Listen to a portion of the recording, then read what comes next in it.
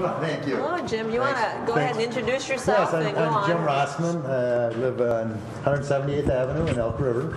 I've been a citizen of the Otsego and Elk River area for 30 years now. We moved to Elk River in '86. I've been a business owner in town. I'm still a business person.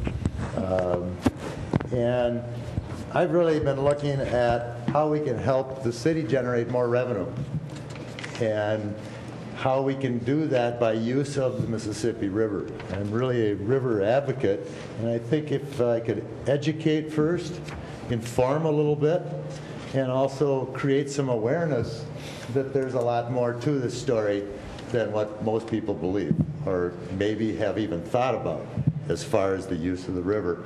So that is the main purpose here. And really what I've been talking about originally in this plan was to somehow use our river out in front of this town so that boats can actually navigate one way or the other. Many times people will take their boat to the river, put it in the river, think they're going to go out, and they're going to play in the river, and they hit rocks. They don't know where to go. They lose a lower unit, they got to get towed back to shore, and they say, I'm never coming back here, I'm going back up north to the lake, or I'm going down south to Red Wing, or I'm going to go to some other area. But I don't know if everybody realizes this, but if we could continue a channel for 28 miles from mile 859 up to, say, the Otsego Landing, you would now have access to go just about anywhere. And tell you how this could all be done, I've done a lot of research. I did make a presentation to the Elk River Chamber of Commerce, and Debbie was kind enough to come tonight. They can't really say it'll work or it won't work, but they did write me a real nice letter that I have up here, and it does thank me for spending all this time and trying to figure out how this might help the city, and if it can help any of our community businesses do better, then what's wrong with that? Because that's what they're here for. I've held this presentation for the Chamber of Commerce. I've held it for the Elk River Rotary. I've held it for the Brooklyn Park Rotary. I have also, I think I did it at one more spot when it comes to me. But when I was at the Brooklyn Park Rotary, I met a really interesting gentleman, Gary Brown, and he was their city engineer for Brooklyn Park. I don't know if anybody had the pleasure of meeting him in the past. He now is a senior engineer for Pinnacle Engineering, who's an environmental company. And he most recently, one of his projects having to do with the river, he was in charge of removing a train engine from the Mississippi River down by La Crosse. A train bumped into the train in front of it, it tore out the embankment, and the train engine fell in the river, so he was in charge of this whole thing. And what's interesting about Gary is he lives just below the Coon Rapids Dam on the river. He also has a home on the river in Prairie du Chien, Wisconsin, which is on the Mississippi River, and so he's on the river all the time, so we really connected well. But I asked him what question he would want our newspaper up here to ask our legislators when they were running for office. And I just want to read to you just a couple sentences of what he wrote back.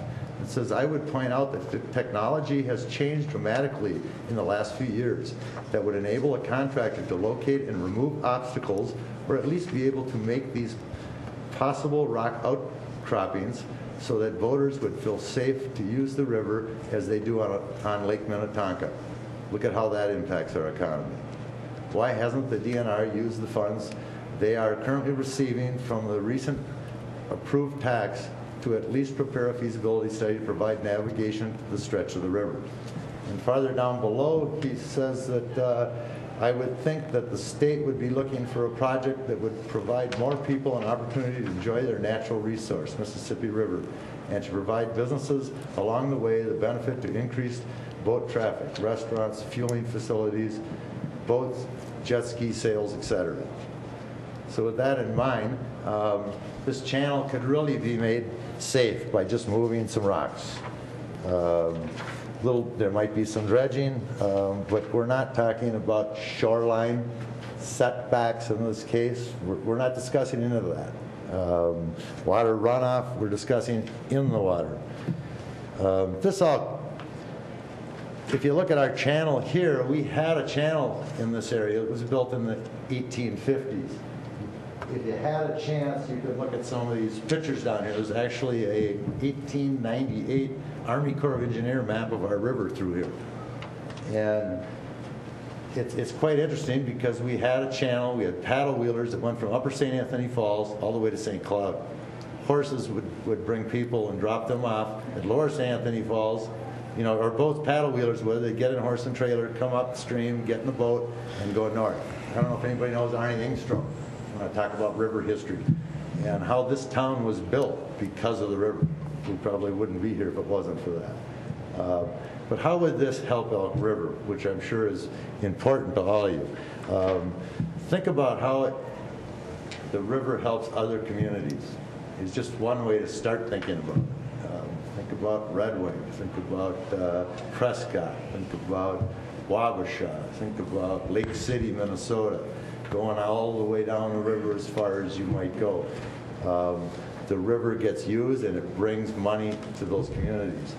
Some of the benefits that would be real nice if we could use our channel would be, this is my wife that stepped in, so I if we could use this channel to create history in our community. Once you're on that waterway, it is quite spectacular. If you're in a boat, it is so different than being on land on a road. Great River Road is wonderful, but if I put somebody in a boat and take them for a ride on this river out here, I swear to God, they'd never forget it. You can take them up and down the river. You can show them where Pike's Campground was, where the Kelly Farm is.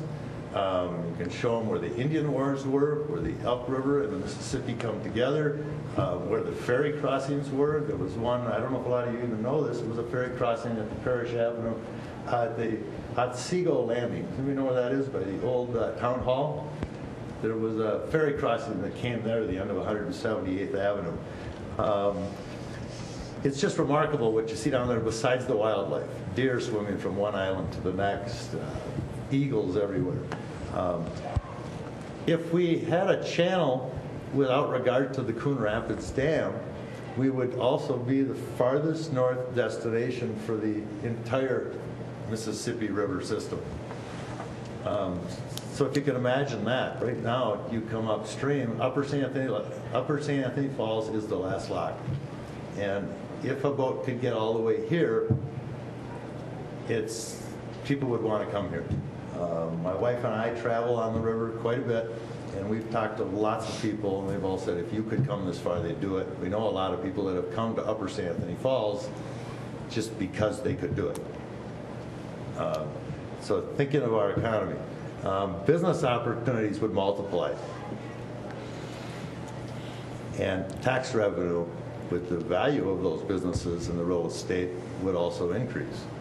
You know, over the past 20 years, to tell you a little about myself, I've traveled over 7,000 miles of the river below St. Anthony Falls to places like Chattanooga, Nashville. My wife and I at one time took our boat from Sioux City, Iowa, all the way down to St. Louis and then back up to Minneapolis in about a 10, 12-day trip.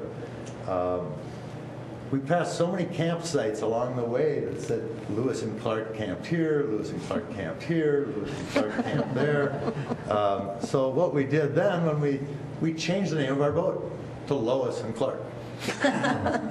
And now we own Lois and Clark #2. I wish I could keep it here, but it's in Lake City in a marina, in a municipal marina.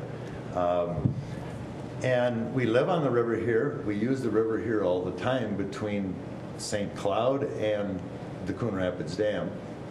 It's tricky. You have to have the right kind of boat. You have to know there's a rock there without seeing it. You have to know it's shallow over here. It's just something you have to learn by doing it. Where most people want to get in a boat, they just want to drive the boat and have conversation, this type of thing. But if you get out there and you don't know it right now, you're in trouble.